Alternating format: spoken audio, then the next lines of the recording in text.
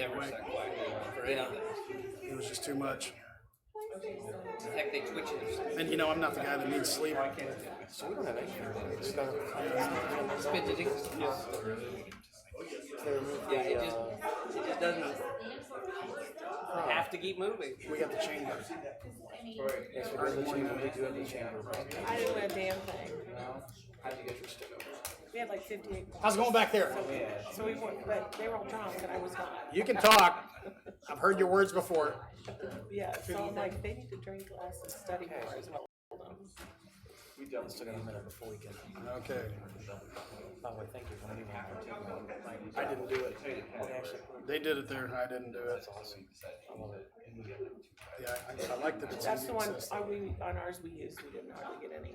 There was some we got like 10 and 8, but then I know. the one we used it on. But we Todd got can't like reach it, 3. so I gotta So then sometimes we only jump got in. 6 because it doubles it. The gavel in case, he's like, you're the vice Fun president.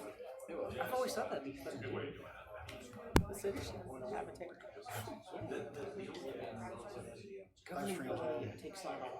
It'd be bad if we get schooled. They were hard questions. All right, 7 p.m. in Gardner, Kansas. Please call the Gardner City Council meeting to order.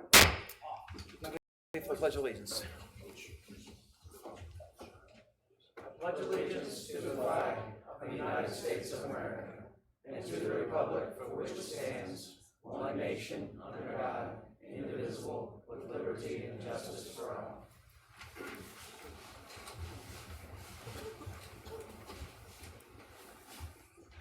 Well, happy post-Super Bowl Monday to the folks in attendance tonight. How about those?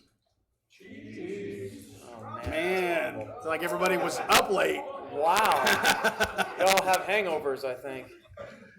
Anyway, thank you for coming out and getting past the celebration, at least until Wednesday.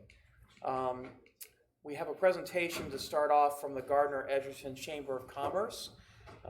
President Jason Camus is here representing the Chamber about the allocation of funds for 2020. Good evening, sir. Good evening. Thank you, Yes. Mayor. In the interest of time, I know there's not a huge agenda, but rather than reading through the whole thing, I thought I'd just initially start with just some general comments. The Chamber's doing well. We continue to grow. I've been here a little over 5 years now, and from the time then, and I always have to preface, our records weren't the best back then, but we believe we probably had 110, 120 dues paying members. We've about doubled our membership during this time, which is great, and it continues to allow us to do new and innovative things here in the community. This last year, obviously, was probably our busiest year. We did over a dozen ribbon cuttings for new businesses, added some new events, a lot of stuff. Information requests continue to grow. I think we counted close to 900 various information requests, and that could be everything from general directions to a business. These are all business type oriented ones. I'm looking at moving to the community, that type of thing. We met with almost 400 in-person meetings with businesses. We characterize that as anything over 15 minutes where we're helping them with something that's business related. New resident bags, as you know, last year I think there were 155 permits issued. We gave out about 750, 800 new resident bags through the city. So the activity is obviously great. GE Magazine, we got great response on it. It came out in December, second week of December. We pushed it back a little bit this year because we didn't want it to fall too close to Thanksgiving where people might be more likely to pitch it. Our GE map will be coming out here soon. It's at the printer now. It's taken us a little longer on the map project, mainly because it hasn't been done in a long time. Last time we did a map in this community was 2010. So it's been almost 20 years, and there's still some map companies out there, nothing local that does the whole package. So we had to do a combination of a local publisher and using Johnson County for the mapping portion. So created some logistical things, and then a publisher had an issue, lost the key staff person for a couple months. So it's taken us a little longer, but we'll have that map out here soon. Really excited, about 2020 and moving forward. Tons of activity. Obviously, some of it's spelled out in the contract. One thing is not in the contract that we're embarking on right now is in May of 2019, there was a change in state law that allows us to do association health insurance. And so we are in the process right now of exploring an association health insurance plan that would allow our business community, you'd have to be a member of the chamber, because that's how the law is actually written, to actually bid as a complete employer in a group.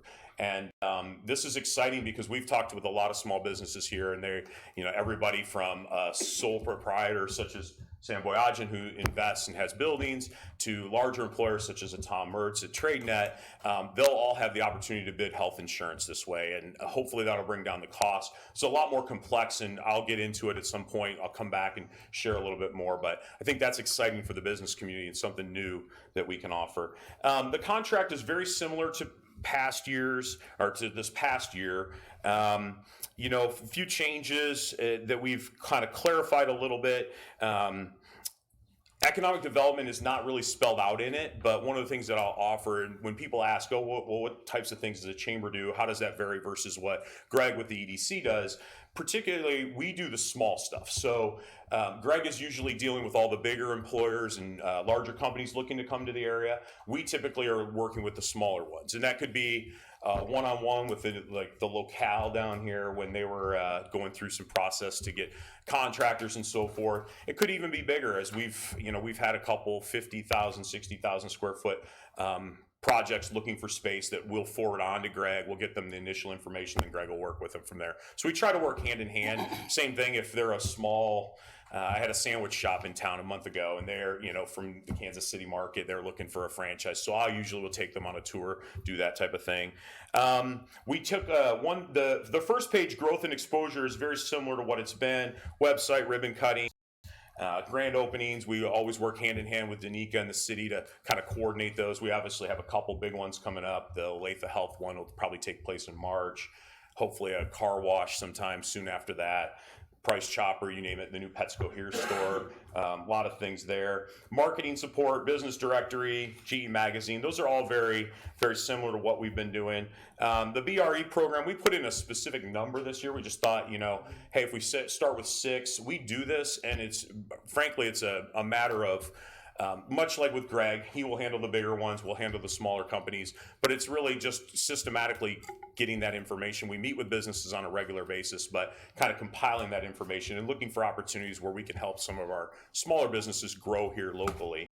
Networking events, why that matters probably to the general business community is we have often, since I've been here, we have really pushed that we're an inclusive chamber, not an exclusive chamber. We're not a country club. Therefore, we have events that the whole business community can come to. Frankly, they can come to all of them. And that's a little different than a lot of chambers of commerce. We don't have you can come 2 times and then you can't come anymore.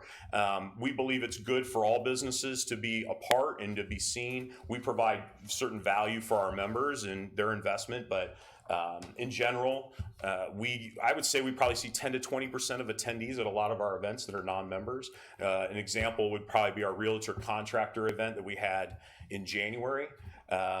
I would say half of those were non-members. And so we're trying to find ways to just lift up and build the whole entire business community. So I think that's important there.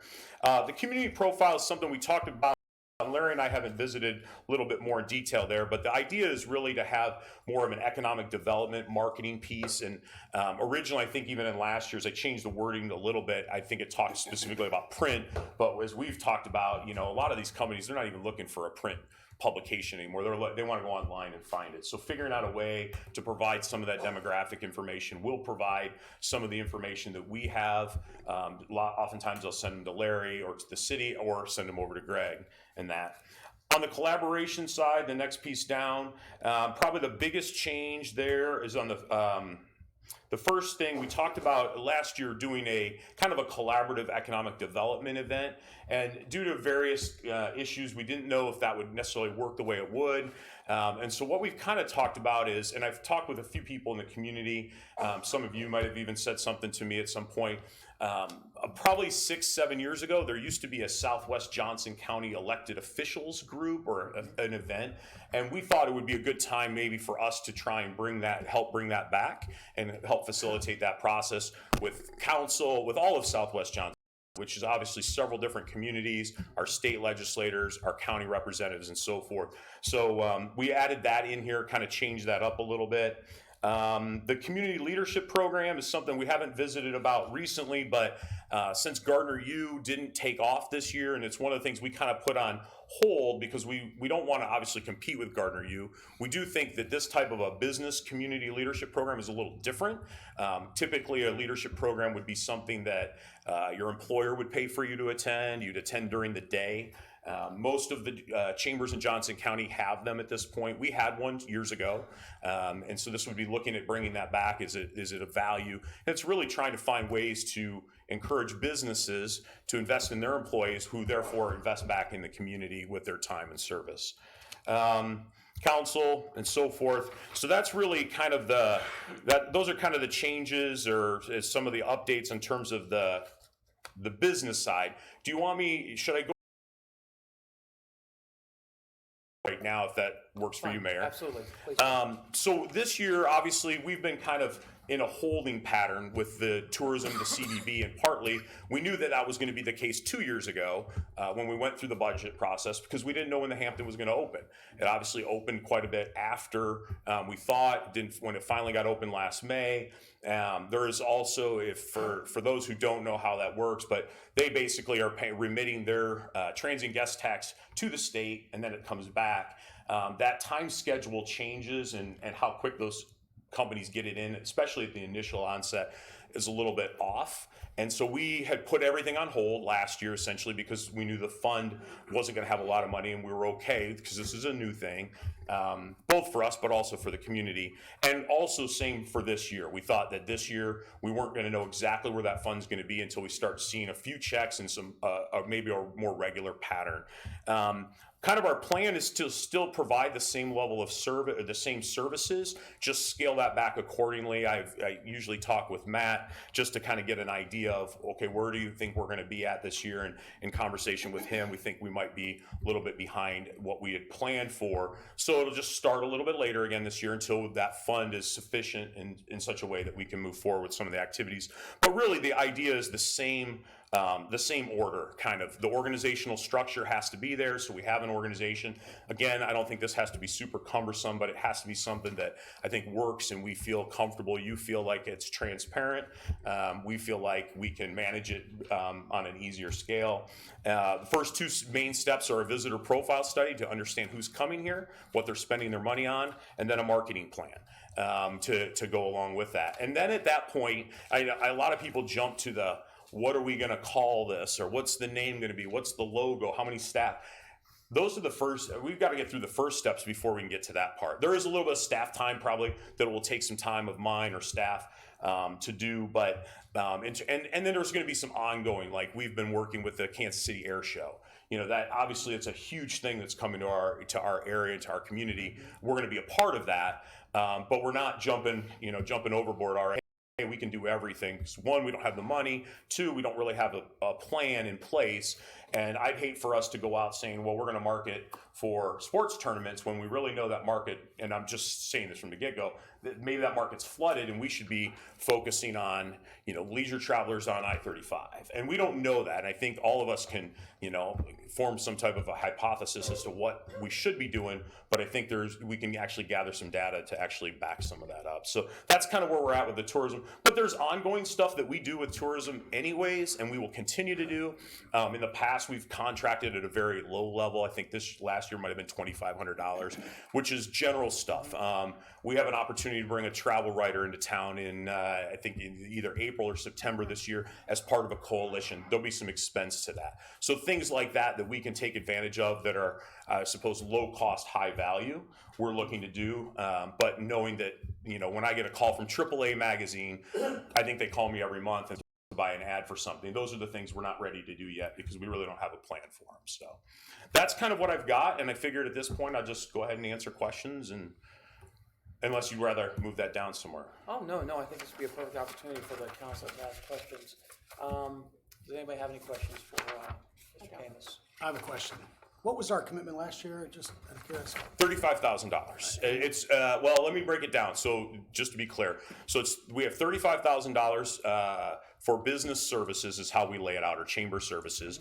We had $100,000 separately for CVB, and then there was a $15,000 that was like a joint recreation promotion.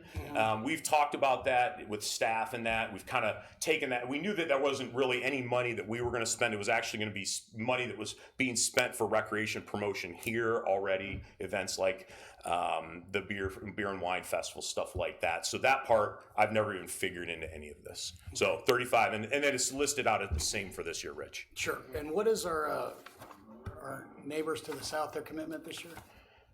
They are $2,000. So what was their commitment last year? It was $2,000 as well last year. I take that back. So theirs would look like $5,000. It's $2,000 for the contract.